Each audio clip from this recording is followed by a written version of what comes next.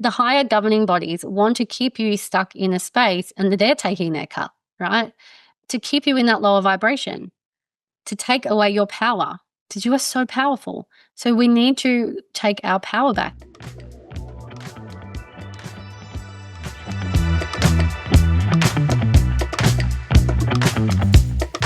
Welcome to Wealthy as Fuck, the podcast, or welcome back. I'm Kim Kent, your host. I am the creator of Wealthy as Fuck, the 12-month money coaching mentorship that helps you completely heal your relationship with money, save your next 100K, and create that financial security and stability you've been dreaming of, so you can buy the coffee daily, you can buy the house, you can take the holiday. You don't have to sacrifice what you love just to get ahead financially. So today's topic is we're living in a financial fear factory. Yay. I'm also coming to you from Bali. So if you're watching the YouTube, hello, I'm in my nice little villa or bungalow, whatever you want to call it. I'm actually staring out to the beautiful pool and recording this chat for you. So we're living in a financial fear factory. It doesn't just roll off the tongue nicely. So let's talk about this. Because when you understand what's going on in your reality, then you can make the changes, because awareness precedes change.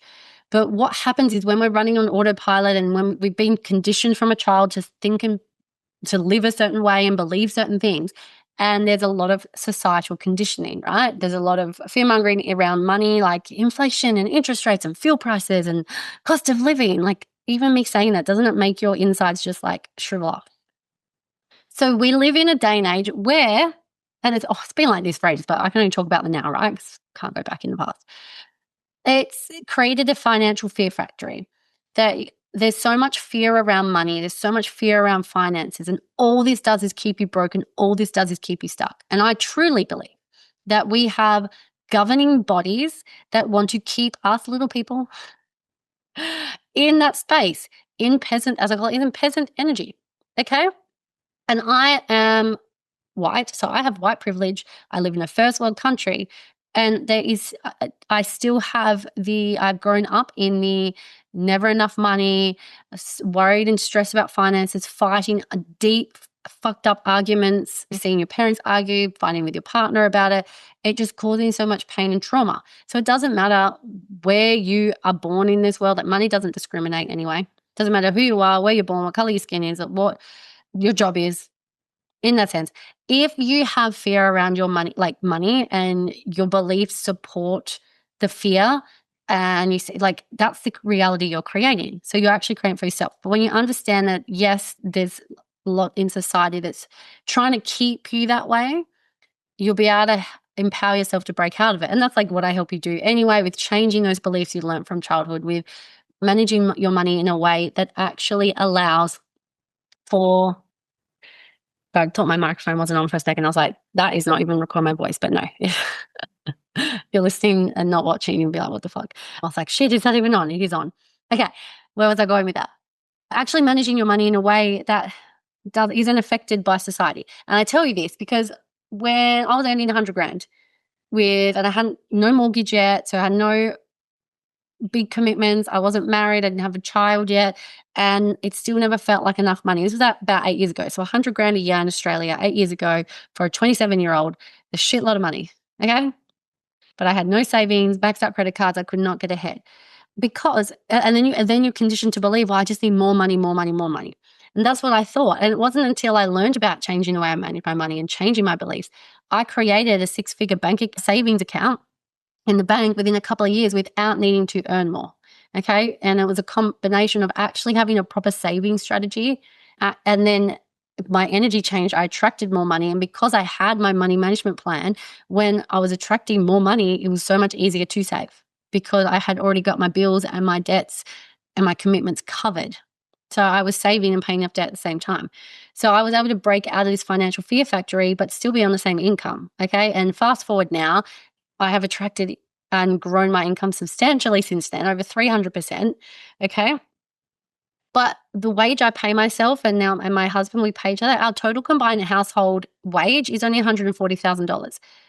And my company makes a lot more than that. But for what we need to live and what we pay ourselves to live, and half of our weekly income pretty much goes to the mortgage repayment from the family home that we built. And in this market, especially Australia, buying in Perth, if we want the 700 odd square meter home 4x2 in a nice area close to the beach, it's an over 7-figure purchase. Okay. So I guess I'm sharing that with you because you don't need to earn a shitload more to feel wealthy in this society. However, you don't need to, but we want more. I'm not saying to just settle with what you have. Fuck no. We are not settling. More, because you're entitled to more. More is ever present because more is abundant and everything, and money is unlimited. And why the fuck not, right? I'm literally recording this from Bali because I can afford to do that. And my husband can't work as much if I'm away because who's going to look after our little girl? And I can do this and take a CEO week and come work from the tropics, and it doesn't affect our actual income because we've got a plan and a structure, even if business fluctuates. Okay. I guess I'm sharing, I want you to understand that no matter how you get paid, but when you change your energy and you break out of the fear and you make your money work for you, you can break out of this financial fear factory. You can stop working in the factory. Okay.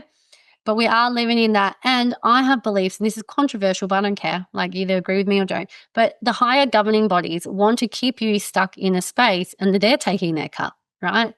To keep you in that lower vibration, to take away your power. Because you are so powerful. So we need to take our power back. And that's exactly what I do. And I work mainly with women because us women, we attract each other anyway. But I help women and families take their financial power back and make their money work for them. And how this looks is, ever since I started following this blueprint to manage my money and I changed my beliefs with money, ever since I started doing that, I fill up my car when my car needs to be filled up, not waiting for Cheap Tuesday or whatever. I don't even know what date it is. Is it still Cheap Tuesday? I don't know.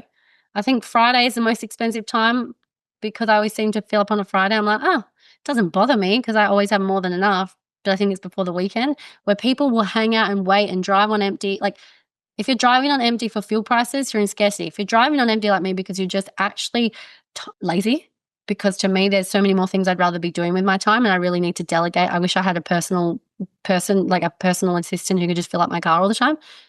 Fucking great, because it's a low-cost activity to fill up my car. Can you see it's a different energy? But I'm human. I still drive on empty. Judge me if you want. Whatever, you do it too. But maybe you don't because you're scared of fuel running out. Like, there's a fear. Anyway, you're not worried about fuel prices. You don't care about interest rates. And we've just, after COVID, we've had in Australia like huge interest rate spikes because of all the handouts that the government gave. The money has to come back. So interest rates go up. I have bought property in that time, 2 lots. I've bought and sold and bought, right? Not worried about interest rates. I'm not living in the financial fear factory, okay? I'm not being a victim to that. My clients, we don't even have, like, my clients get in, they do they do my course, they change what they need to change with their money. We don't talk about like interest rates and we don't worry about that because it's not a worry. There's not a fear anymore. The fear is removed. So it's all just an illusion and it's all just a perception you have, but you have to be aware of it, that society wants to keep you like that, and you can choose to believe it or you can choose to change, but you can't just change your thoughts overnight because your conscious brain makes up 5% of your reality. Your reality is created by your subconscious. So if your subconscious is very money or fearing the lack of money, but you're consciously trying to tell yourself, it's fine, your reality won't match up, okay? You need to change it at the subconscious level. Gosh, it's very open, this topic, like very, what's the word, broad. So I guess I just want to share, we're living in this financial fear factory. Be mindful of, are you being a victim to it? Are you a worker in this factory? Are you slave laboring in this factory of society, right? Or are you going to choose to make change and choose to have a better way? Because if you're waiting for someone to come save you, or you're just being a victim of your reality, no one's coming to save you. You know that. Otherwise, you'd be saved by now. You are the only person who can save yourself, okay? But you need to make the change. And yes, it seems scary, but what's more scary? Staying uncomfortable and fearing every day and going grey a lot sooner than you need to, or constantly transferring from bank accounts, or having the shame and the guilt and when you have to put groceries back because your card declines. Like, that's fucking uncomfortable. And I would much rather, knowing what I know, and I'm teaching you this, like, I'm not gatekeeping this. When you know better, it is more uncomfortable to stay in the fear than it is to do the work. Because when you do the work, it might be uncomfortable when you set up your new money management plan, when you heal your relationship with money. You don't have to do it continually every single day, but you're transferring between your bank accounts and refreshing on payday and hoping there's enough when you tap your card. You're doing that all the time. It's happening weekly, if not daily. And it feels shit. And all you're doing is passing it down to your children because they learn from you and your children's children and so on and so forth. So let's break out of that financial fear factory. If you're like, how do I do that? I share so much on all the other episodes anyway.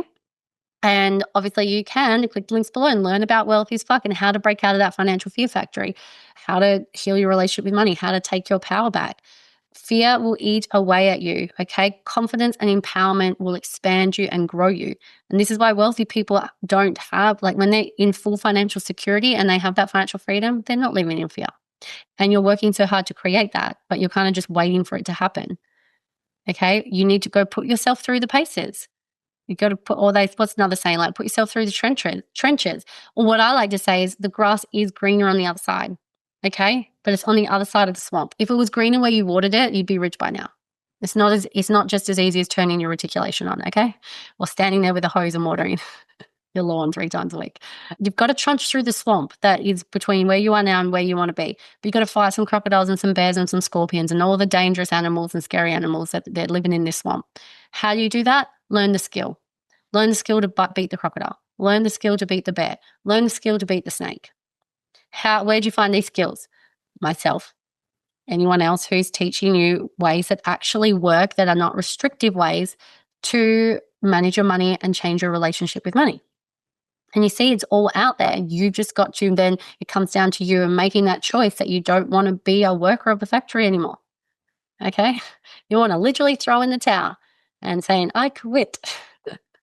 Anyway, I'm leaving that with you. If you've liked this, please share it. Please subscribe, leave a review, share it with the person in your life that you feel needs to hear it. Someone that maybe this is like a subtle, you know, that they're living in the financial fear factory.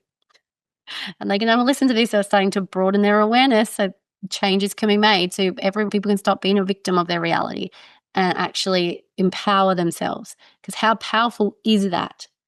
As we raise up in our own personal power to fight back against, and it's not fighting for lack of a better word, fight back against a governing body that's trying to keep us safe, stay small, and not live up to our full potential, which means not live the quality of life that we so desire.